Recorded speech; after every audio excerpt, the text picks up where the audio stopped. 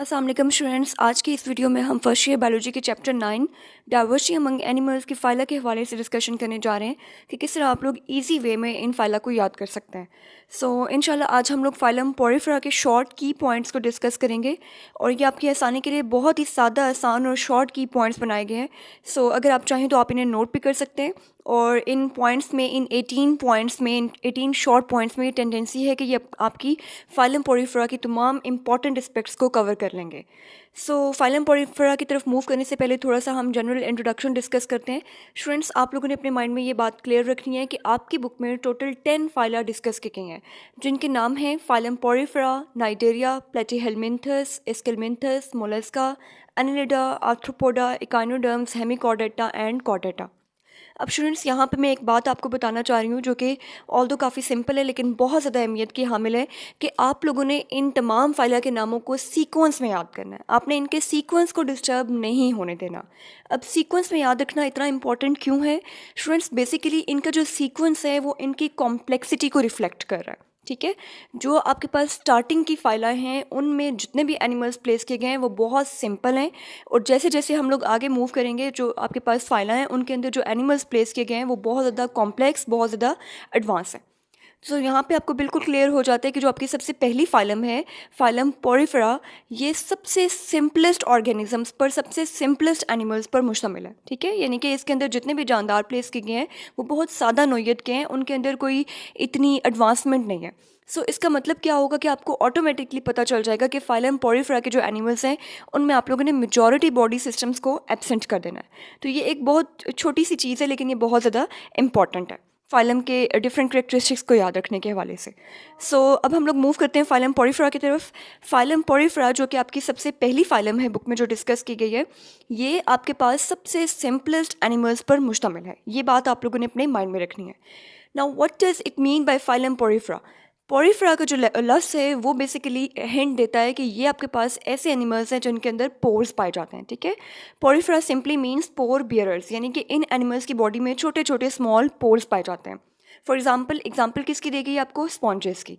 Girls, आप लोगों ने किचन में डिफरेंट स्पॉन्जेस देख रखे हैं। आपको पता है कि जो स्पॉन्ज होता है उसके अंदर छोटे छोटे बहुत सारे पोर्स होते हैं जिनके थ्रू वो वाटर को अब्जॉर्ब भी कर सकता है और वाटर को वहाँ से रिमूव भी किया जा सकता है। पोरिफेरा के जो एनिमल्स हैं उनके अंदर बहुत सारे इसी तरह के पोर्स पाए जाते हैं और इसी की बेसिस पे उनको नाम दिया गया है स्पॉन्जेस का। अब हम इनके पॉइंट्स को डिस्कस करेंगे और आप लोग देख सकते हैं कि ये 18 पॉइंट्स है जो कि बहुत ही शॉर्ट, बहुत छोटी सी लेंथ है हर पॉइंट की। ये इजीली आपकी सारी डिटेल्स को कवर कर लेंगे।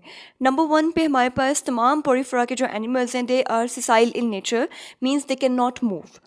एक होती है हमारे पास स्टूडेंट्स मोटिलिटी, यानी कि जो एनिमल्स एक जगह से मूव करके दूसरी जगह पे जा सकते हैं, और एक हमारे पास होती है सिसाइल होना, यानी कि कोई चीज़ जब मूव नहीं कर सकती, पूरी ज़िंदगी एक ही जगह पे रहती है, तो उसे हम कहते हैं कि ये सिसाइल चीज़ है। ठीक है, फाइलम पोरिफेरा के जो एनिमल्स हैं वो सिसाइल नेचर के हैं क्योंकि ये बहुत सिंपल सादा एनिमल्स हैं और मोटेलिटी जो है वो कदरे एक एडवांस फीचर है। ठीक है, एनिमल अगर एक जगह से दूसरी जगह मूव करके जा रहा है तो वो एक एडवांसमेंट है। इस वजह से फाइलम पोरिफेरा के तमाम एनिमल्स आप लोगों ने माइंड में रखना है कि ये सिसाइल है नेचर में, ये मूव नहीं कर सकते और ये हमेशा एक ही जगह पे अटैच रहते हैं। अब सवाल पैदा होता है कौन सी जगह पे अटैच रहते हैं? तो ये अटैच होते हैं रॉक सरफेसेस के ऊपर, यानी कि पानियों के अंदर जो चट्टानें पाई जाती हैं उनके ऊपर ये अटैच रहते हैं। नंबर 2 पे इनकी हैबिटेट के हवाले से डिस्कशन होगी कि इनकी हैबिटेट क्या है। फाइलम पोरिफेरा के तमाम एनिमल्स जो हैं वो एक्वेटिक नेचर के हैं, यानी कि वो पानी के अंदर पाए जाते हैं। अब पानी आपको पता है दो तरह के पानी है हमारे पास, कुछ समुद्री पानी है और कुछ हमारे पास फ्रेश वाटर है। ठीक है, मरीन इन्वायरमेंट में भी हो सकते हैं फाइलम पोरिफेरा के एनिमल्स, और फ्रेश वाटर यानी कि रिवर्स में, स्ट्रीम्स में, दरियाओं में, नदी नालों में, आबशारों में भी ये हो सकता है। नंबर 3 पे फाइलम पोरिफेरा के जो एनिमल्स हैं ये वाहिद ग्रुप है जो कि पैराज़ोआ से बिलोंग करता है।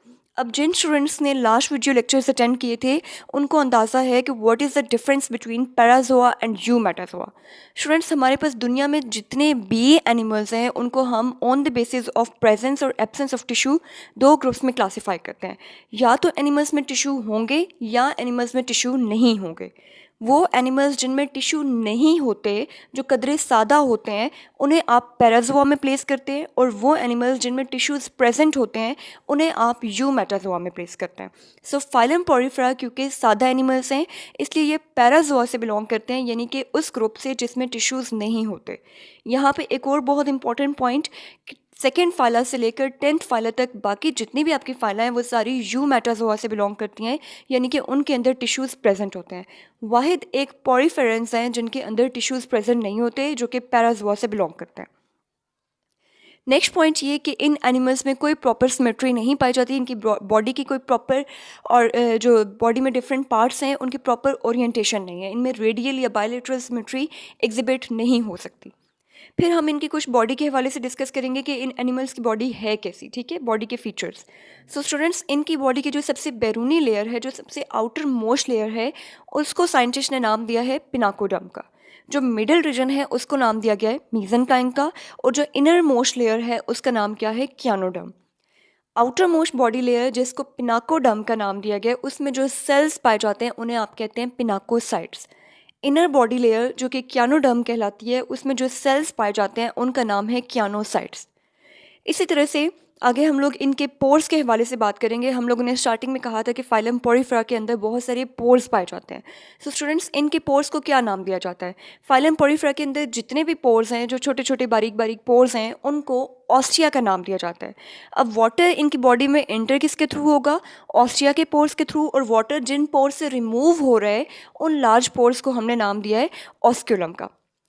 नेक्स्ट, इन एनिमल्स के अंदर एक कैविटी भी पाई जाती है, एक खाली स्पेस पाई जाती है, हॉलो सा पोर्शन पाया जाता है इन एनिमल्स की बॉडी के अंदर, जिसको नाम दिया जाता है स्पॉन्जोसील का।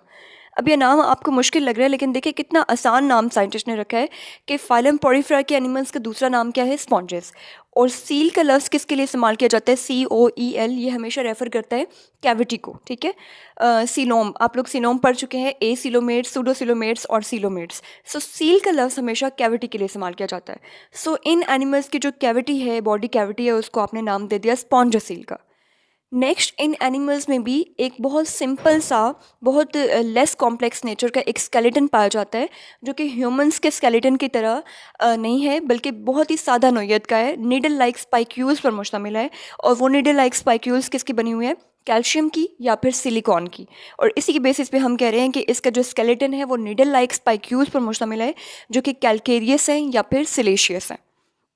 ऑलराइट, अब हम इनकी बॉडी के डिफरेंट सिस्टम्स के हवाले से डिस्कशन करेंगे कि इनकी बॉडी में रिप्रोडक्शन कैसे होती है, रेस्पायरेशन कैसे होती है, डाइजेशन कैसे होती है। सो रिप्रोडक्शन के हवाले से, रिप्रोडक्शन मींस कि ये एनिमल्स अपनी नस्ल कैसे बढ़ाते हैं, एक एनिमल दूसरे एनिमल को किस तरह से बर्थ देता है। तो उसमें आपके पास एसेक्सुअल रिप्रोडक्शन भी हो सकती है और सेक्सुअल रिप्रोडक्शन भी हो सकती है। एसेक्सुअल रिप्रोडक्शन नॉर्मली बडिंग या जेम्यूज़ के थ्रू होती है, और सेक्सुअल रिप्रोडक्शन आपको पता है हमेशा एग एंड स्पर्म्स के थ्रू होती है, जिसमें मदर बॉडी एग्स प्रोड्यूस करेंगे और फादर बॉडी स्पर्म्स प्रोड्यूस करेंगे। अब स्टूडेंट्स, ये जो 12th पॉइंट है, ये एक ऐसा जनरल पॉइंट है कि आप इसको 10 की 10 फाइलम में इस पॉइंट को कोट कर सकते हैं, ठीक है। ये कॉमन पॉइंट है जो कि पूरी 10 फाइलम में आप लोग लिख सकते हैं। नंबर 13 पे, इन एनिमल्स के अंदर नेचुरल टेंडेंसी है कि ये रीजनरेट भी कर सकता है, यानी कि अगर इन एनिमल्स की बॉडी में कहीं पे कोई ब्रेक आ गया है, कहीं से इनकी बॉडी की कोई आर्म या कोई भी हिस्सा टूट गया है, तो इनके अंदर टेंडेंसी है कि वो उसको क्या कर लें, रीजनरेट कर लें। फिर इनकी बॉडी सिस्टम्स के हवाले से हम लोग बात करेंगे। और अब स्टूडेंट्स, यहाँ पे आप लोग देख सकते हैं कि जो फाइलम पोरिफेरा की, जो मैंने आपको स्टार्टिंग में बात बताई थी कि ये बहुत सिंपल ऑर्गेनिजम्स हैं, बहुत लेस एडवांस एनिमल्स हैं, तो इनकी सिंप्लिसिटी यहाँ पे रिफ्लेक्ट होगी, यहाँ पे आपको झलक नज़र आएगी कि ये कितने सिंपल हैं। इन एनिमल्स के अंदर रेस्पिरेटरी सिस्टम सिरे से एब्सेंट है, ट्रांसपोर्ट सिस्टम सिरे से एब्सेंट है, एक्सक्रीटरी सिस्टम भी आप लोगों ने बिल्कुल एब्सेंट कर दिया। क्यों एब्सेंट कर रहे हैं? अगेन कि ये बहुत लेस एडवांस एनिमल्स पर मुश्तमिल है। डाइजेस्टिव सिस्टम भी ऑलमोस्ट इनके अंदर एब्सेंट है। जो डाइजेशन यहाँ पे हो रही है वो ह्यूमन बॉडी की तरह, जैसे ह्यूमन बॉडी में डाइजेस्टिव सिस्टम में स्टमक है, स्मॉल इंटेस्टाइन है, लार्ज इंटेस्टाइन है, इस तरह की यहाँ पे कोई चीज़ें नहीं पाई जाती। इनकी डाइजेशन मेनली जो है वो फूड वैक्यूल्स के अंदर हो रही है। जो छोटे छोटे आपके पास फूड वैक्यूल्स हैं, उन्हीं के अंदर जो है वो कुछ डाइजेस्टिव एंजाइम्स हैं जिनके थ्रू ये लोग डाइजेशन करेंगे। रेस्पिरेटरी सिस्टम आप लोग एब्सेंट कर देंगे स्टूडेंट्स, ट्रांसपोर्ट सिस्टम आप लोग एब्सेंट कर देंगे, एक्सक्रीटरी सिस्टम आप लोग एब्सेंट कर देंगे ऑल टुगेदर। नर्वस सिस्टम भी यहाँ पे एब्सेंट है। अब यहाँ पे सवाल पैदा होता है कि अगर हम लोग कह रहे हैं कि रेस्पिरेटरी सिस्टम, ट्रांसपोर्ट सिस्टम और एक्सक्रीटरी सिस्टम एब्सेंट है, तो क्या ये प्रोसेसेस बिल्कुल भी नहीं होते? तो जी, थोड़ा बहुत तो होते ही हैं। ऑब्वियसली एनिमल है तो उसने रेस्पायर तो करना है, ठीक है। सांस तो हर जिंदा चीज़ को लेने की ज़रूरत है, अगर वो नहीं लेगी तो वो मर जाएगी। इसी तरह से ट्रांसपोर्ट का भी कुछ ना कुछ, सादा ही सही लेकिन कुछ ना कुछ सिस्टम होना चाहिए। एक्सक्रीशन भी कुछ ना कुछ जो है वो होनी चाहिए। सो रेस्पायरेशन, ट्रांसपोर्ट और एक्सक्रीशन यहाँ पे किसके थ्रू हो रही है? डिफ्यूजन के प्रोसेस के थ्रू। सो स्टूडेंट्स, ये आपके पास 18 पॉइंट्स हैं जो कि आपकी फाइलम पोरिफेरा के तमाम इंपॉर्टेंट एस्पेक्ट्स को कवर कर लेंगे और उनको याद करना भी बहुत आसान है। आप लोगों ने, अगेन मैं एक पॉइंट को बहुत ज़्यादा री-इन्फोर्स कर रही हूँ कि आप लोगों ने इन फाइला के नामों का सीक्वेंस डिस्टर्ब नहीं करना। इनका सीक्वेंस आपको ये हिंट दे देगा कि आपके पास सबसे सादा एनिमल्स किस में हैं और आहिस्ता आहिस्ता एडवांसमेंट किस में आएगी, ठीक है। अब जब कल हम लोग इंशाल्लाह फाइलम नाइजेरिया के हवाले से डिस्कशन करेंगे तो आप लोग देखेंगे कि पोरिफेरा के मुकाबले में नाइजेरिया कंपैरेटिवली मोर एडवांस होंगे, ठीक है। उनमें आपको थोड़ा सा नर्वस सिस्टम नज़र आ जाएगा, थोड़ी से और सिस्टम्स भी उनके थोड़े से एडवांस होंगे, और जैसे जैसे हम लोग आगे मूव करते जाएंगे आप लोगों को डिफरेंट बॉडी सिस्टम जो है वो बनते हुए नज़र आएंगे। So thank you so much. अल्लाह हाफिज़।